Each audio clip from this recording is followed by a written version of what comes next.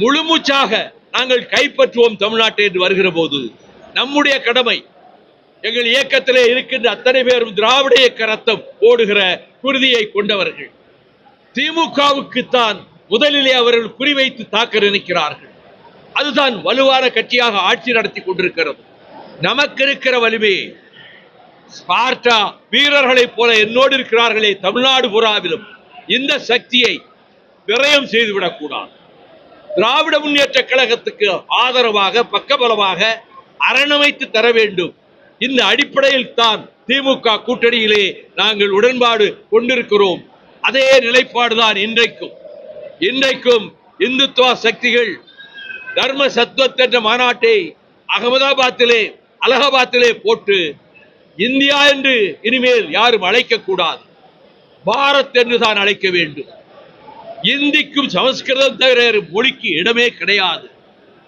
கிறிஸ்தவர்களுக்கும் இனி ஓட்டு கிடையாது, இஸ்லாமியர்களுக்கும் இனி ஓட்டு கிடையாது. ஆகவே மதச்சார்பின்மை என்ற கொள்கையை நாங்கள் ஏற்கவில்லை. தலைநகர் டெல்லியிலிருந்து வாரணாசிக்கு மாற்ற வேண்டும் என்று போட்ட மாநாட்டு பிரகடனத்தை வட மாநிலங்களிலே விநியோகித்தார்கள். இது அவர்கள் உள்ள கிடக்கை. இதை இடம் கொடுக்க மாட்டாது தமிழ்நாடு. மானமும் வீரமும் ரோசமும் கொண்டிருக்கக்கூடிய தமிழகம், திராவிட இயக்கத்தால் பாதுகாக்கப்பட்டு வந்துள்ள தமிழகம், இப்பொழுது சோதனையான நேரத்தில் திராவிட முன்னேற்ற கழகத்துக்கு பக்கபலமாக மற்றுமோர் அரணாக இருந்து இந்துத்துவ சக்திகள் உள்ளே நுழைய விடாமல் முறியடிப்பதுதான் நம்முடைய தலையாய கடமை என்ற விதத்தில் நாங்கள் செயல்பட்டு வருகிற இந்த சூழ்நிலையில் வருகிற செப்டம்பர் 15 திருச்சி மாநகரில் பேரறிஞர் அண்ணா அவர்களின் 117வது பிறந்த நாள் மாநாடு நடத்த திட்டமிட்டிருக்கிறோம்.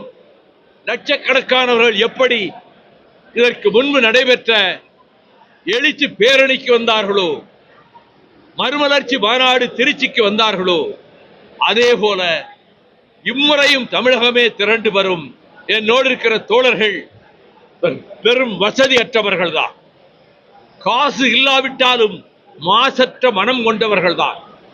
அவர்கள் நம்ம தலைவரே கேபினட் மந்திரி வேண்டான்னு சொன்னாரே, நமக்கு என்ன பதவி என்ற உறுதியோடு தமிழகம் பூராவிலும் எல்லா மாவட்டங்களிலும் இருக்கிறார்கள். அது 7 மண்டலங்களாக பிரித்து அந்த செயல் வீரர்களை சந்தித்து செப்டம்பர் 15 திருச்சி மாநாட்டை கடந்த கால வரலாற்று மாநாடுகளைப் போல நடத்த வேண்டும் என்று திட்டமிட்டு அந்த 7 மண்டலங்களில் ஒன்று மதுரை மண்டலம். இந்த மண்டலத்துக்கு உட்பட்ட மாவட்டங்களின் செயல் வீரர்கள் அனைவரும் இங்கே வந்திருக்கிறார்கள். அவர்கள் இப்போதிருந்தே மாநாட்டு விளம்பரத்தை சுவர்களிலே எழுதவும், மாநாட்டு விளம்பரத்தை தட்டி போர்டுகளிலே வைக்கவும், சினிமா திரையரங்கங்களிலே அந்த மாநாட்டை பற்றி ஸ்லைடு போடவும் நாங்கள் திட்டமிட்டிருக்கிறோம். அந்த திட்டத்தின் ஒரு பகுதியாகத்தான் இன்று நான்மாடக்கூடல் மதுரையிலே இந்த கூட்டம், செயல் வீரர்கள் கூட்டம் இப்பொழுது நடைபெற இருக்கின்றது. நம்முடைய பொருளாளர் செந்திலதிபர் அவர்கள் நெய்வேலியிலே இருந்து வர வேண்டும். அவைத்தலைவர் ஆடிட்டர் அர்ஜுனராஜ் கோயம்புத்தூரிலே இருந்து வர வேண்டும். ராஜேந்திரன் துணை பொதுச் செயலாளர் அவர் நெல்லையிலிருந்து வந்து விட்டார். முதன்மை செயலாளரும் திருச்சி நிகழ்ச்சிகளை முடித்துக் கொண்டு இங்கு வந்து சேர்ந்து விட்டார். அதனால் தான் 1 மணி நேரம் தாமதமாகிவிட்டது. தாமதத்தை பொறுத்துக் கொள்ளவும், இனி நீங்கள் கேட்க விரும்புகிற கேள்விகளை தாராளுகிறேன்.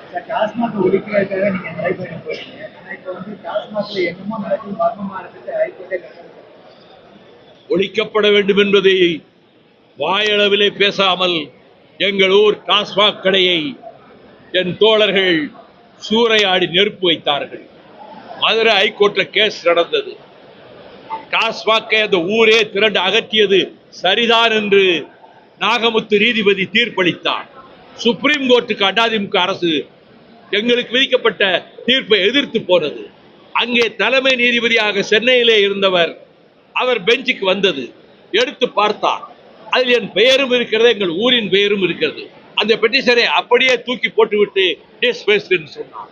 ஆக அதுபோல ஊருக்கு தாய்மார்கள் மதுக்கடைகளுக்கு முன்னாலே நின்று போராடிய போது நான் முடிந்த அளவுக்கு பல ஊர்களுக்கு சென்றிருக்கிறேன்.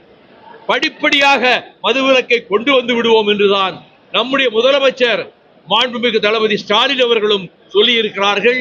நாங்கள் அதிலே உறுதியாக இருக்கிறோம். இதற்கு மத்தியில் தமிழக வாழ்வாதாரங்களுக்கு ஆபத்து உருவாகி வருவதை எண்ணித்தான் நாங்கள் அதை தடுக்கின்ற வேலையை தலையாய வேலையாக முதல் வேலையாக வைத்துக் கொண்டிருக்கிறோம். தாராளமாக எடுத்துக்கொள்ளலாம். நாங்கள் தீர ஆலோசித்து அமர உட்கார்ந்து திராவிட இயக்கத்தை காக்க திமுகவோடு உடன்பாடு கொள்வதென்று முடிவெடுத்து நாடாளுமன்ற தேர்தலிலும் சட்டமன்ற தேர்தலிலும் உடன்பாடு வைத்திருந்தோமோ அதே நிலைப்பாடுதான் இப்பொழுதும் இருக்கிறது. திமுக கழகத்துக்கு பக்கபலமாக ஒரு அடிஷனல் போர்ஸ் எங்கள் இயக்கத்தில் ஊருக்கு 10-20 இளைஞர்களாவது தொண்டர்கள் இருக்கிறார்கள். எங்களிடம் காசு வசதி இல்லை, விளம்பரங்கள் செய்வதற்கு எங்களிடத்திலே பணம் இல்லை. பக்கம் பக்கமாக விளம்பரம் போடவோ தொலைக்காட்சிகளிலே விளம்பரம் போடவோ பணமற்றவர்கள் நாங்கள். ஆனால் அதனால் இருட்டடிப்புக்கும் மொத்தத்தில் ஆளாகிறதும் மறுமலர்ச்சி திமுக தான். ஆனால் தமிழகம் பூராவிலும் 94க்கு பிறகு என்னோடு இருந்த அந்த தோழர்கள் இன்றைக்கும் அதே வீறு கொண்ட உணர்ச்சியோடு கட்சியிலே இருக்கிறார்கள். நாங்கள் இந்த திருச்சி மாநாட்டுக்கு பிறகு செய்ய போகிற சில வேலை திட்டங்களின் மூலம் மேலும் ஆதரவை நாங்கள் பெருக்கிக் கொள்வோம். ஆக மதிமுக வீழ்த்தப்பட முடியாத சக்தி, தவிர்க்கப்பட முடியாத கட்சி என்ற நிலைதான் இன்றைக்கு இருக்கிறது.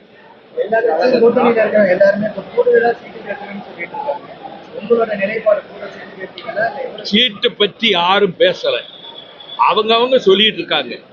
நாங்க நிறைய சீட்டு கேட்போம் அப்படின்னு எல்லாம் எங்கேயும் சொல்லல. முதன்மை செயலாளர்கிட்ட உங்களை போல நிருபர்கள் விடாம திரும்ப திரும்ப எத்தனை சீட்டு தான் நிற்பீங்கும் போது 8 இடங்களிலே வெற்றி பெற்றால் கட்சிக்கு அங்கீகாரம் கிடைக்கும். அந்த 8 இடங்களிலே போட்டியிட வேண்டுமெனில் அதை விட கொஞ்சம் கூடுதலாகத்தான் கேட்க வேண்டி வரும், 10-12 கேட்க வேண்டி வரும் என்று சொன்னதைத்தான் பெரிய செய்தியாக 12 தொகுதிகள் மதிமுக கேட்கிறது என்று நான் அந்த வார்த்தையவே எங்க உயர்நிலை குழுவிலேயோ எங்க செயற்குழுவிலேயோ பயன்படுத்தல. ஆனா இன்றைக்கு நேற்று மாலை பத்திரிகையிலே ஒன்றை போட்டிருக்கிறார்கள். 25 இடங்களை எந்தெந்த இடம் என்று அடையாளம் கண்டுவிட்டார் பொதுச் செயலாளர், அதிலே இருந்துதான் இடம் கேட்பார்கள் என்று.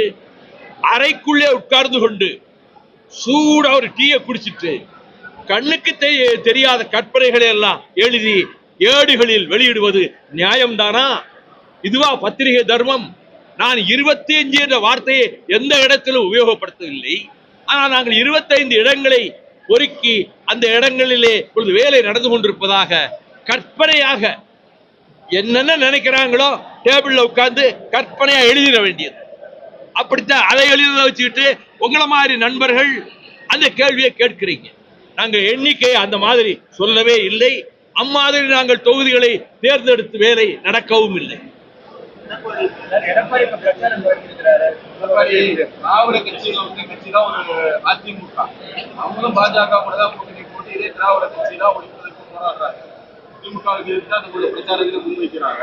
அதிமுக ஒரு திராவிட இயக்கம் என்று ஒப்புக்கொள்ள முடியாத அளவுக்கு தவறுகள் செய்து கொண்டிருக்கிறது. ஆகவே அதை நான் திராவிட இயக்கமாக கருதவில்லை. அவரோட நிலைப்பாடு அறிவிச்சாரு, தனியா தான் நிக்க போறேன்னு. அதிகாரத்துல ஆட்சியில் பங்கு தரேன்னு சொல்றாரு. நாங்க திமுக தலைமையிலான அணியில உறுதியா இருக்கிறோம். விஜய் கலை உலகிலிருந்து ஒரு கட்சியை தொடங்கி இருக்கிறார். அவர் கட்சியை எப்படி நடத்தி கொண்டு போக வேண்டுமோ அவர் கருத்துக்களை சொல்கிறார். அதற்கெல்லாம் நாம் பதில் சொல்ல முடியாது.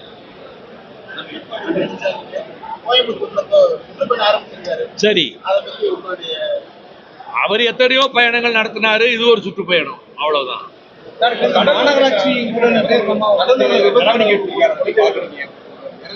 முதலமைச்சர் மிக கவனமாக இருக்கிறார். எங்கும் தவறுகள் நடக்கக்கூடாது என்பதிலே தளபதி ஸ்டாலின் உறுதியாகவும் அதே நேரத்தில் எடுக்கிற முடிவுகள் கட்சியை பாதுகாக்கவும் மக்கள் மத்தியிலே நல்லெண்ணம் ஏற்படவுமாக அவர் முடிவுகள் எடுக்கிறார், அறிவிக்கிறார். அதில் ஒன்றுதான் மதுரை மாநகர மண்டல செயலாளர்கள் நீக்கம்.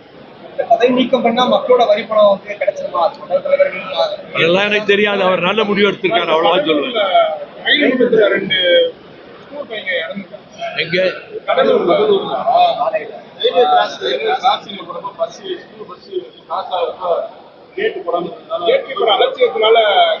இது ரயில்வே துறை மிக கவனிக்க வேண்டிய ஒன்று. 2 பிள்ளைகள், மாணவர்கள், சிறு வயதுக்காரர்கள் இப்படி கொல்லப்பட்டார்கள் என்பது அந்த குடும்பங்கள் எப்படி இதை தாங்கும்? செய்தியை படிக்கிற போது, கேள்விப்படுகிற போதே மனம் பதைபதைக்கிறது.